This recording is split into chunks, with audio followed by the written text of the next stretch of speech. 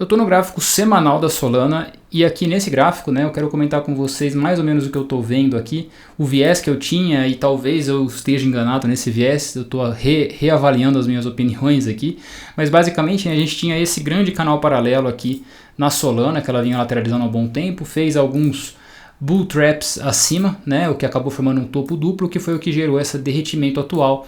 Mas esse derretimento atual está segurando nessa região de suporte de longo prazo, né, que basicamente vem desde o início do ano passado. Olha o candle semanal que a Solana fechou contra o dólar, né? Um candle completamente diferente do Ethereum, né? Então foi um candle aqui de indecisão, doji semanal. O doji, ele tem duas funções, ele pode indicar formação de fundo ou ele pode indicar continuação de queda. Tudo vai depender da semana atual e das próximas, né? Se essa semana fecha entre a máxima e a mínima, continua sendo uma indecisão, né?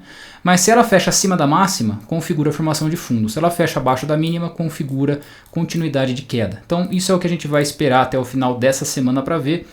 A linha azul e a linha branca continuam sendo médias diárias, tá? Então a linha azul a EMA de 21 dias, a linha branca a SMA de 200 dias. Olha como a EMA de 21 dias está servindo aqui como resistência, mas ao mesmo tempo, com a semana atual, né, ela está tentando ficar um pouco mais plana, talvez formando fundo na EMA 21 dias também aqui, o que pode ser interessante. O meu indicador de momentum aqui no semanal ainda não dá indicação de formação de fundo, né, mas pela altura dele, né, a gente vê que é uma altura histórica aqui, aonde ele costuma formar fundo, né, o que gera reversão no semanal. Vamos ver se isso vai acontecer de fato, ainda está longe de ele formar fundo aqui, mas vendo o histórico, né, essa altura que ele está normalmente é uma região onde ele costuma virar, né, o que pode mostrar força na tendência de alta ganhando força, tá? E agora o gráfico para mim mais importante aqui, que é o que está me fazendo duvidar entre Ethereum e Solana. Por enquanto eu estou apostando no Ethereum para pegar essa valorização frente ao Bitcoin, mas talvez a Solana ganhe força com relação a isso, porque esse gráfico aqui, Sol cotado em Ethereum,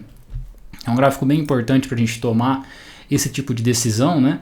Ele continua numa tendência de alta semanal. Se a gente vê aqui, ele está fazendo, vamos usar o próprio canal paralelo aqui, ó. Se a gente coloca aqui, ó, a gente vê que ele está dentro desse canal paralelo aqui de longo prazo. Deixa eu tirar o indicador de momento aqui. Então a gente está nesse canal paralelo, está nessa formação de fundo, mas olha só, a gente não perdeu a EMA de 21 dias, não perdeu a SMA de 200 dias nesse par. A semana passada foi uma semana de alta para a Solana frente ao Ethereum, essa semana está dando uma corrigida, formando um pequeno doji aqui, mas ainda falta 6 dias para fechar, né? Então talvez a gente esteja vendo aqui, se essa semana romper a máxima na semana passada, né, esse inside bar que foi a semana passada, nessa região de suporte do canal paralelo, acima das médias, a gente pode estar vendo a Solana se valorizar mais do que o Ethereum no curto médio prazo, né? Então, esse gráfico está me fazendo duvidar um pouco da minha decisão de apostar mais no Ethereum.